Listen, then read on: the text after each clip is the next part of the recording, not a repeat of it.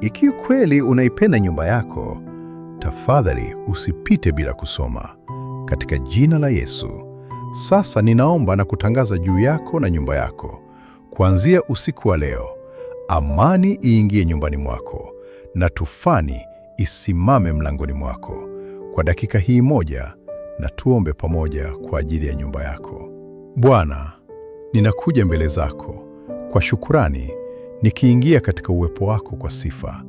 Asante kwa kutuokoa, kutuongoza na kutulinda. Wewe ni nuru katika giza letu, mwamba katika tufani zetu, ngao inayozunguka nyumba yetu. Leo katika jina la Yesu Kristo, ninaomba hifadhi na ulinzi wa familia yetu. Linda kuingia na kutoka kwetu, kazi zetu, masomo yetu na mapumziko yetu. Biblia inasema katika Zaburi 91, hutaogopa hofu ya usiku, wala mshale urukao mchana. Zaburi 91:5.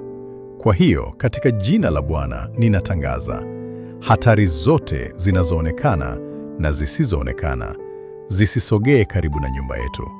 Sauti zote zinazosumbua amani zikome. Nguvu zote zinazotafuta kushambulia, kuharibu au kuvuruga zirudi nyuma. Biblia inasema katika Zaburi 34, malaika wa Bwana hufanya kituo, akiwazungukia wamchao na kuwaokoa. Onjeni muone ya kuwa Bwana yu mwema. Zaburi 34 verse 7-8. Bwana, weka uzio wa mbinguni kuzunguka nyumba yetu. Tuma malaika wako apige kambi kutuzunguka. Amani ikae sebuleni, furaha ijaze meza ya chakula, na uwepo wako ukae katika nyumba hii. Tunakataa wasiwasi, tunakataa hofu, tunachagua kukuamini wewe.